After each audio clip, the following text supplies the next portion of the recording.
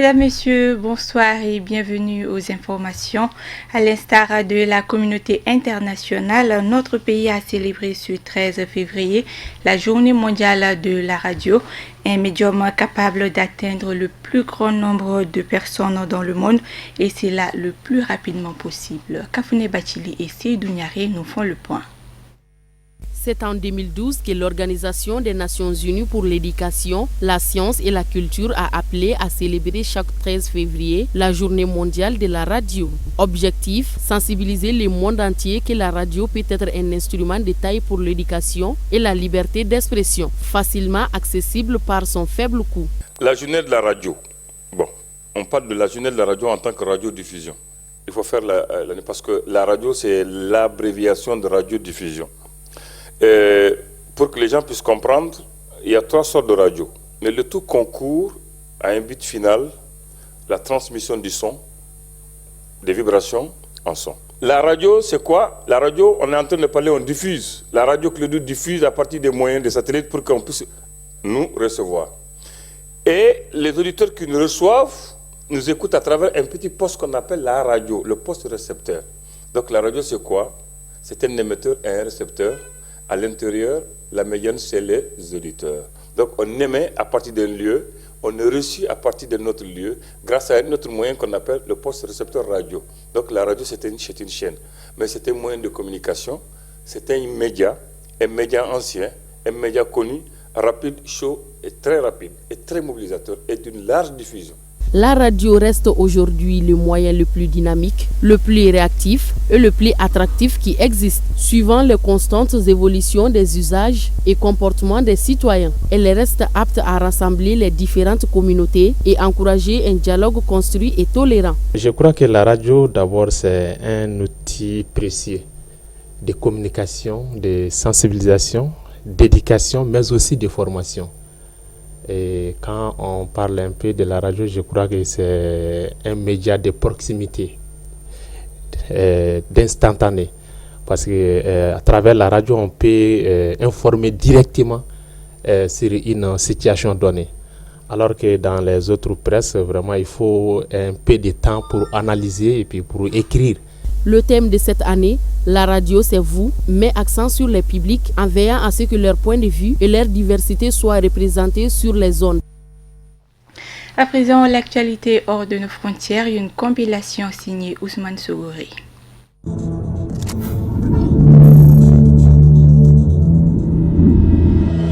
Au Niger, le candidat arrivé deuxième à la dernière présidentielle était aux abonnés absents à l'ouverture du procès où il doit être entendu sur sa responsabilité présumée sur une affaire de trafic international de bébés. Ancien président de l'Assemblée nationale, Hama Amadou a été interpellé et placé en détention dans le cadre de cette affaire entre novembre 2015 et mars 2016. Après s'être revenu d'exil pour se présenter à la présidentielle, malade, il avait été évacué d'urgence depuis sa prison pour la France, avant même la tenue du second tour de la présidentielle finalement remportée par le président sortant Mahamadou Issoufou. En dehors de M. Hama Amadou, cette affaire concerne une vingtaine de personnes qui étaient présentes dans le box des accusés. Toutes sont poursuivies pour supposition d'enfants, un délit consistant à attribuer à la maternité d'un enfant à une femme. L'audience ouverte lundi a été renvoyée au 13 mars.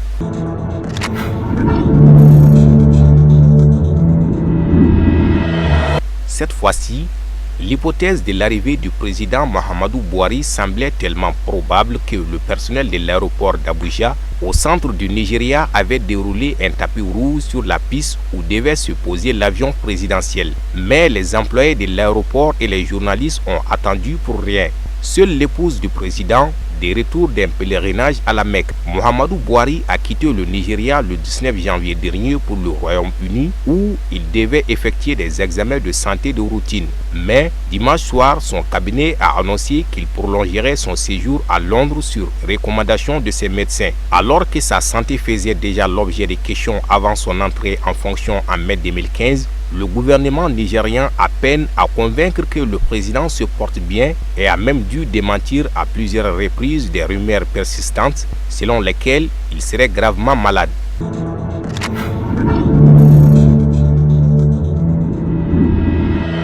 Dans un entretien au JDD paru dimanche, le chef de l'armée nationale libyenne qui contrôle l'est de la Libye, le maréchal Khalifa Haftar, s'est dit prêt à une alliance avec la Russie et les États-Unis pour éradiquer le terrorisme. Le chef autoproclamé de l'armée nationale libyenne épingle au passage l'émissaire de l'ONU en Libye, l'Allemand Martin Kobler, qui tente depuis un an d'asseoir l'autorité du gouvernement d'union nationale à Tripoli. Khalifa Haftar s'est dit prêt à rencontrer son rival, le premier ministre Fayez Al-Farraj, seul reconnu par la communauté internationale à une condition que sa tripotée de courtisans n'ait rien à dire.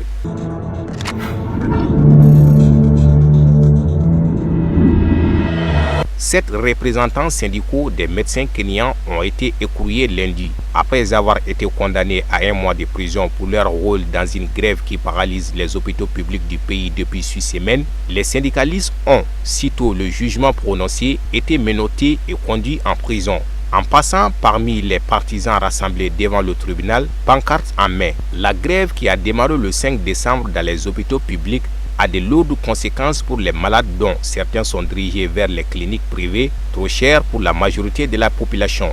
La justice a donné raison au gouvernement qui considère le mouvement illégal au motif qu'il a été enclenché alors que des négociations salariales étaient en cours.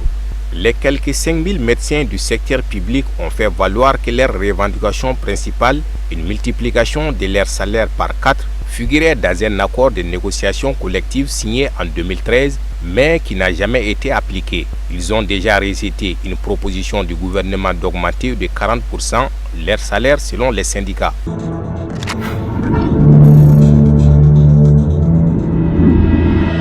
Il était un peu trop proche de la Russie. Le conseiller de Trump à la sécurité nationale a démissionné lundi. Michael Flynn est soupçonné d'avoir promis à la fin de l'année dernière à l'ambassadeur russe aux États-Unis que les sanctions contre la Russie seraient allégées et que les relations avec Moscou s'amélioreraient après l'investiture de Trump. Des promesses qui ont été cachées au président Trump et au vice-président Pence. Les faits remontent au moment où l'administration Obama avait pris des sanctions contre Moscou après l'affaire de l'ingérence du Kremlin dans les élections américaines. Depuis la démission de Flynn, l'intérim du poste est assuré par le général à la retraite Keith Kellogg en attendant que Donald Trump décide à qui attribuer le poste.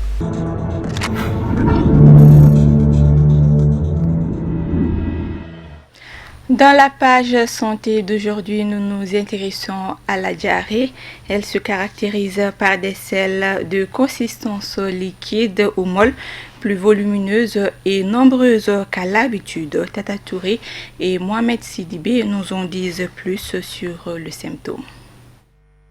La diarrhée est une émission fréquente de selles liquides, qu'elles soient d'origine bactérienne ou virale. Elle est la cause de plusieurs décès dans notre pays. Toute diarrhée présente des risques, notamment chez les sujets fragilisés, dont les nourrissons et les personnes âgées. Elle peut conduire à une déshydratation.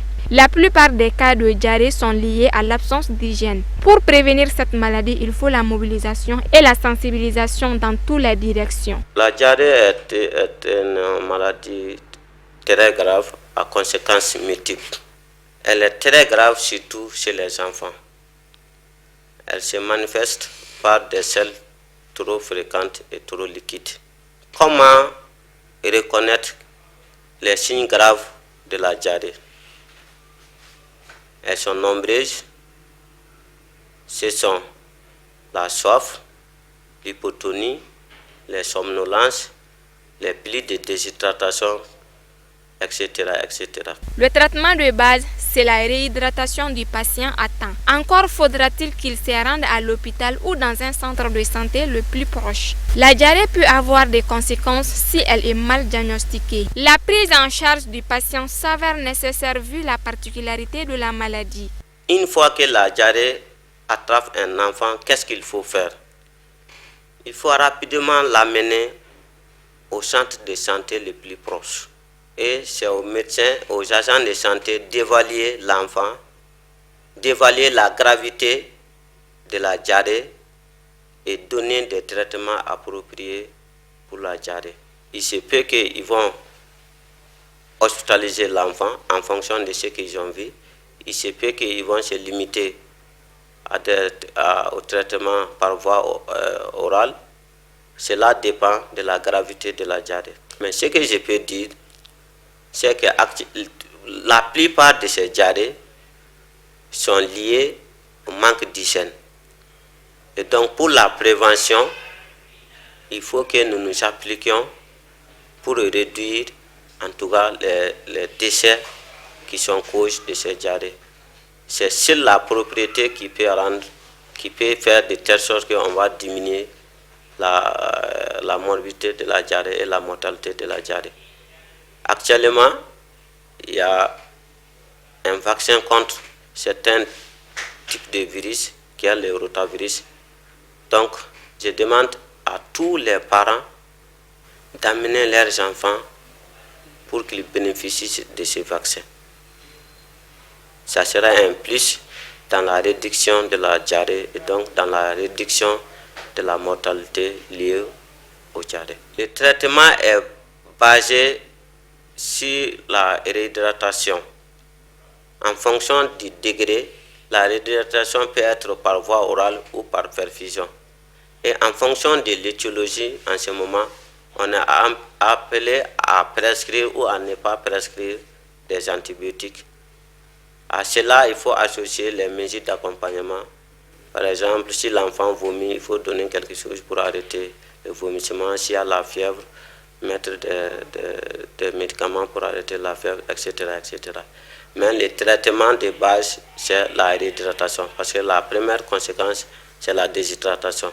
Donc, il faut réhydrater la personne, soit par voie orale ou soit par perfusion, pour que la déshydratation elle-même ne puisse pas donner d'autres complications. Le reste, ça dépend des étiologies. En fonction, si c'est lié au virus, les antibiotiques n'ont pas trop leur place, mais il y a des diarrhées aussi liées à des bactéries. Et en ce moment, les antibiotiques ont leur rôle à jouer. Ce que j'ai à dire à l'endroit de tout le monde, c'est que la diarrhée, c'est une maladie très grave qu'on doit prendre au sérieux. Elle est cause de plusieurs décès chez nous au Mali. Donc, tout le monde doit conjuguer les efforts pour qu'on puisse diminuer la morbidité, la mortalité de la diarrhée. Les couches vulnérables sont entre autres les personnes âgées et les enfants qui s'exposent facilement à la déshydratation.